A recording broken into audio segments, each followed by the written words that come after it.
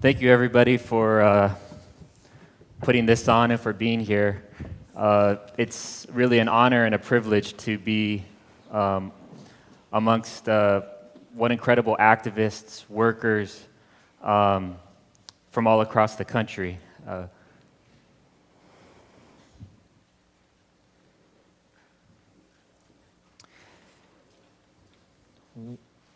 Why or how could it be possible to dehumanize somebody?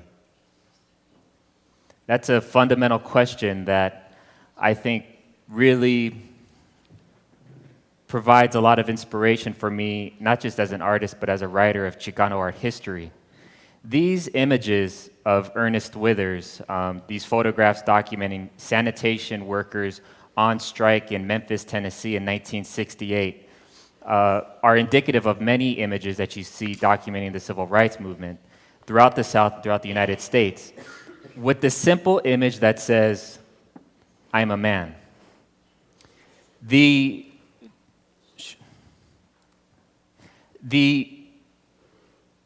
Which makes you think, why is it necessary to have to say that one is human?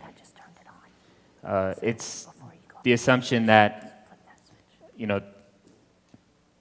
our society has not entirely looked at vulnerable communities, communities at risk, historically discriminated communities, communities of color, the African American experience, the Chicano, Mexican American, Latino immigrant experience, the Asian American experience, the Native American experience in the United States, historically, unfortunately, is one of literally not existing as people.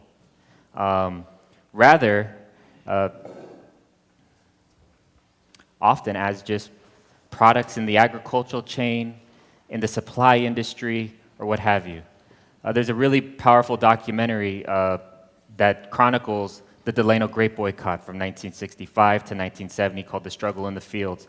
And in there, there's there's growers that talk about why they were resisting the boycott. Why were they resisting the efforts of the farm workers to unionize in the Central Valley, and in this particular case, in Delano in particular? And one of the growers actually says, back then, we literally did not see the workers as people, but rather we just saw them as another item within the production chain, within what it took to produce their goods, their produce. And this poster here is about that. It's an anonymous poster that came out of the Delano grape boycott roughly around the year 1966, and it's called "I Am Somebody, Together We Are Strong."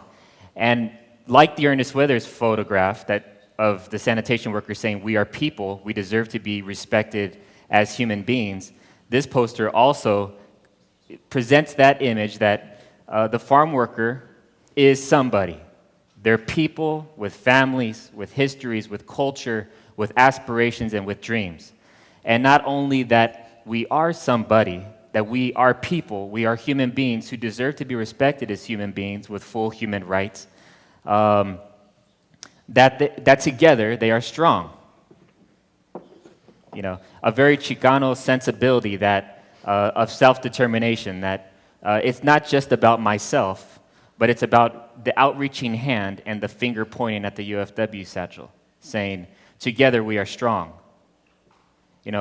That mi otro yo, the other me, that you are me, and that together, individually, we can't do anything, but together, there is potential for change.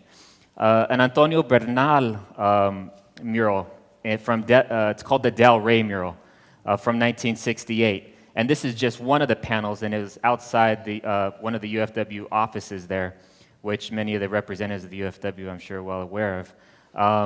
And what's interesting about this mural is the way that it presented the Delano grape boycott, the struggle of the UFW to unionize grape workers in the Central Valley in the mid-1960s, and subsequent efforts as not just a unionizing effort, but as a civil rights effort and situated within a larger history to say that this struggle is not only part of an effort to get a better living wage, to make sure that workers aren't sprayed with pesticides in the fields, to make sure that they have clean running water, a decent and sanitary environment to work in, but that they're part of a larger civil rights movement that goes back to, in this case, La Delita, La Soldadera, the Mexican Revolution, Pancho Villa, Emiliano Zapata, border hero Gregorio Cortez, and you see Cesar Chavez there in the middle, Reyes Lopez Tijerina, Malcolm X, and Martin Luther King.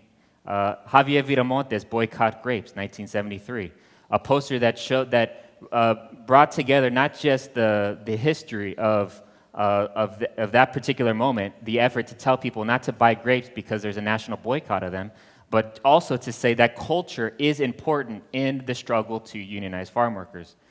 A Malaquias Montoya poster from 1980, Corazón firme, cara noble, mente sana. A strong heart, a noble face, and a healthy mind. In working, we work and we transform the world. Presenting workers not just as, in a very traditional way, but as having agency. Esther Hernandez's very famous poster, Sun Mad Raisins.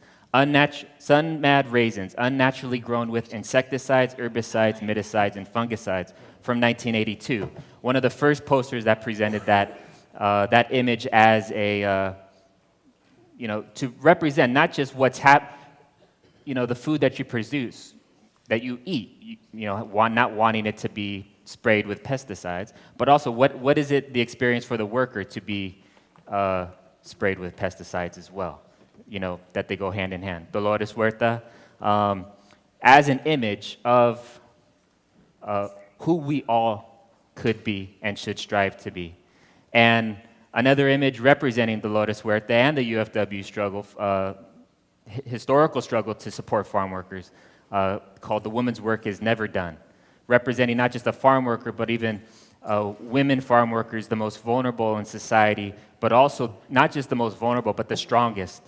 That from their strength is where we will eventually, hopefully, be liberated in this struggle. Thank you.